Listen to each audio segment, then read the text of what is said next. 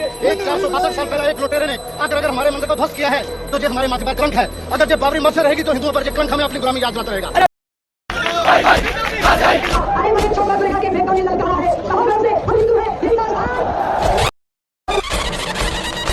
और मंदिर वही बनाएंगे, उसको कौन रोकेगा। 22 जनवरी को प्रभु श्री राम के मंदिर का उद्घाटन हुआ। हर न्यूज़पेपर में सिर्फ एक नाम था, राम। विदेशी न्यूज़ चैनल भी श्री राम के बारे में बता रहे थे। इस मंदिर के संघर्ष की कहानी सुनने के बाद शायद आपकी भी आंखें नम हो जाएं।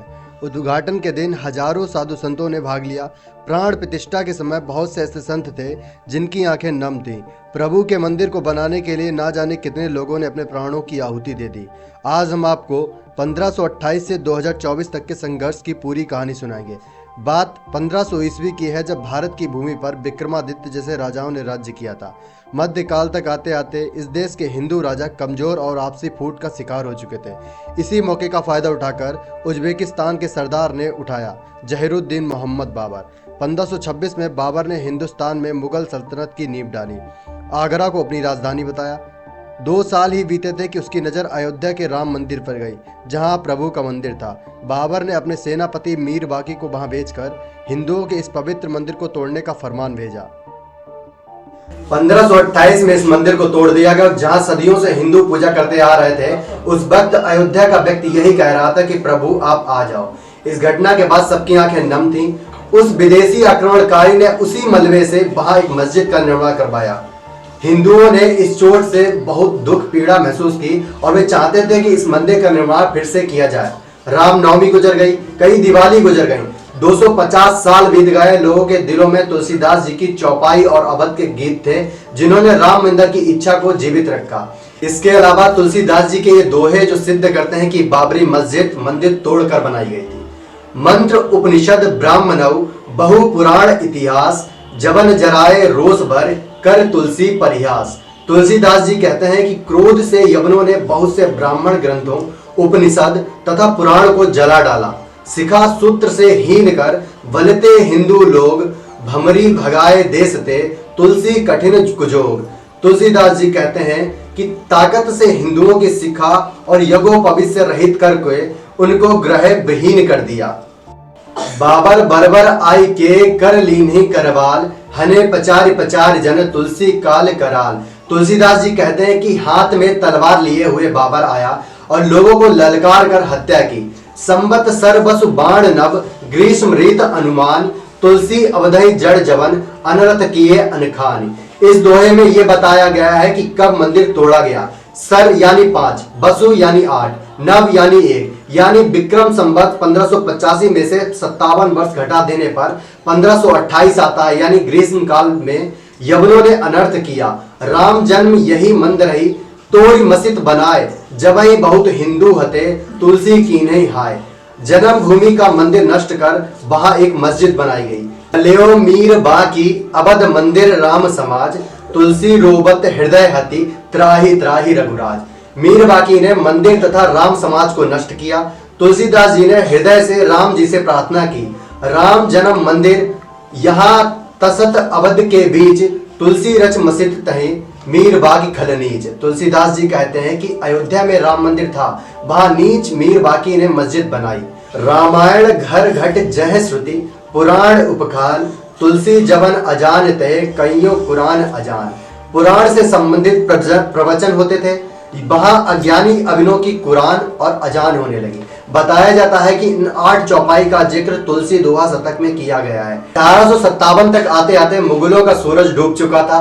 हिंदुस्तान की सरजमी पर अंग्रेजों का उदय हुआ। 1857 में अयोध्या में डेरा डाले रहने वाले साधु संतों ने बाबरी मस्जिद के बाहरी हिस्से को कब्जा कर लिया, भजन पूजा शुरू की। इसके बाद मस्जिद में आने वाले नमाजियों से टकराव होने लगा। इसके बाद मौलवी के द्वारा लिखित शिकायत की गई। 1859 में अंग्रेजों ने एक उपाय निकाला। उन्होंने झगड़े वाली जगह को 2 हिस्सों में बांट दिया। मुसलमानों को अंदर का हिस्सा दिया गया और हिंदुओं को बाहर का चबूतरा दिया गया। 1885 में निर्मोही अखाड़ा के महंत रघुवर दास ने राम मंदिर का पहला मुकदमा अंग्रेजों की कचहरी में दाखिल किया। अपनी अर्जी में 17 बाई 21 फीट लंबे चौड़े चबूतरे को जन्म स्थान बताया और वहीं राम मंदिर बनाने की अनुमति मांगी, लेकिन इस फरियाद पर कोई सुनवाई नहीं हुई।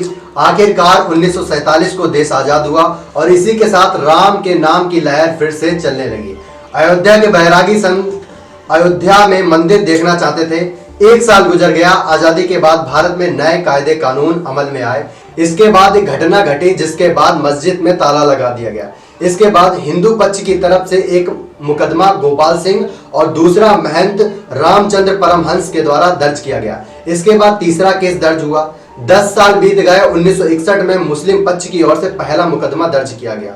7 अप्रैल 1984 को दिल्ली में एक धर्म संसद बुलाई गई। यहाँ तीनों केसों को मुक्ति का प्रस्ताव पास हुआ। 1984 में राम जन्मभूमि से जुड़े लोगों ने एक रथ यात्रा निकाली और इस यात्रा में राम जानकी की प्रतिमा को कैद दिखाया गया। इसके बाद हिंदू समुदाय की आंखों में आक्रोश पनपा और अब तक विश्व हिंदू परिषद पूरी ताकत के साथ आंदोलन में शामिल हो चुका था। 1986 में राजीव गांधी प्रधानमंत्री बने और हिंदुओं ने सरकार को अल्टीमेटम दिया कि मस्जिद का ताला खुलवा दिया जाए, नहीं तो वे इसे तोड़ देंगे। इसी वक्त कहानी में 2 लोगों की एंट्री होती है और दोनों एक उमेश चंद्र पांडे और दूसरे थे पीएम पांडे। एक वकील और दूसरे जज ने मस्जिद का ताला खुलवाया। 1989 में देश में राम राज्य लाने के लिए नारे लगने लगे और 25 दिसंबर 1990 को गुजरात के सोमनाथ से एक रथ यात्रा निकाली गई जिसमें लाल कृष्ण आडवाणी जी के भाषण ने इस आग को और बढ़ाया और वही नारे लगने कि सौगंध राम की खाते हैं मंदिर वहीं बनाएंगे। कहते हैं जब ये रथ यात्रा निकाली गई तो इसे रोकने के लिए बड़े बड़े नेताओं ने प्रयास किया और वो सफल हुए और आडवाणी जी को जेल में डलवा दिया। इधर उनकी पुकार पर लाखों कार सेवक अयोध्या में इकट्ठे हो गए और 30 अक्टूबर को अयोध्या में गुंबद पर झंडा लगा दिया गया। गुंबद पर झंडा लगाते समय 2 कार सेवक ने अपनी जान त्याग दी। 3 ने नींव खोदते समय अपने प्राण त्याग दिए। कार सेवक गर्जना कर रहे थे कि राम लला हम आए हैं, मंदिर यहीं बनाएंगे। 1992 में फिर से कार सेवक का ऐलान किया गया और सीएम कल्याण सिंह जी ने हलफनामा दिया कि वे मस्जिद को कोई नुकसान नहीं होने देंगे।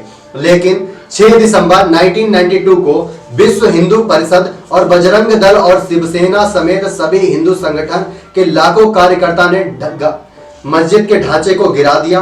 कार सेवक ने सबसे पहले ढांचे की बाहरी दीवार गिराई। 2:45 बजे ढांचे का दाहिना गुंबद गिरा दिया गया।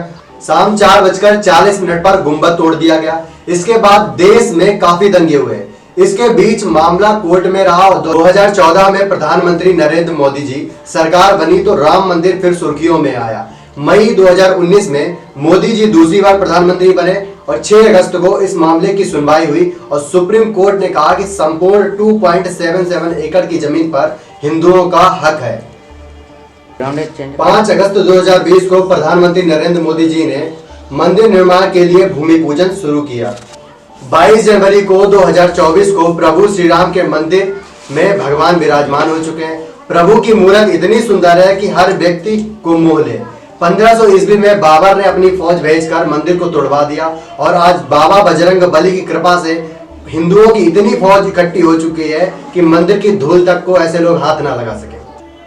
ऐसी वीडियो को देखने के लिए हमारे चैनल को लाइक करें, सब्सक्राइब करें और शेयर करें। Thank you for watching. जय श्री राम।